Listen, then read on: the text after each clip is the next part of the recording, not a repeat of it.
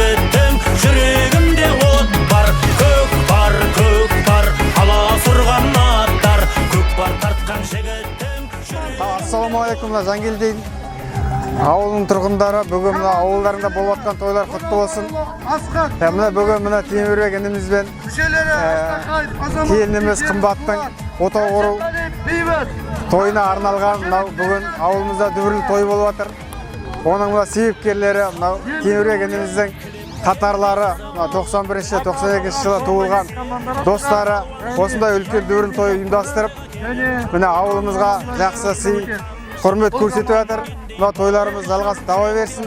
Мынандай ұлттық ойындарымызды арға қарай жалғастыра берсін. Мынау кішіге көрсетіп ұлттық ойындарымызды жалғастырып жатыр.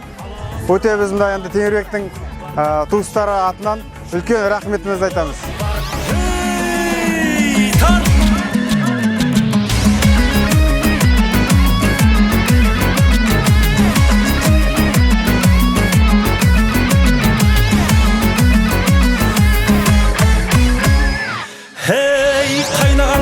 Қандар, қарысып тақым қолдар, азамат пен қазанат бірігіп кеткен жандар, қайраты тасып жұлқынған, қайсар мінез ұл туған, толағайдай тұрғыннан айналайын ұлтымнан. Көк бар, аласұрған аттар, көк бар тартқан жігіт. Қадірменді ағайын, өздеріңіз көріп отырсыздар, бүгінгі күні ауылымыздағы үлкен әулеттің бірі Қарабалин Қамидолла ағамыздың ұрпақтарының бірі Асқар мен Қаламқастың отбасында Темірбек ұлы үйленіп, осы үйлену тойы құрметіне Темірбектің құрдастары ұлттық ойындардан мәдени шара ұйымдастырып жатыр. Осы шараға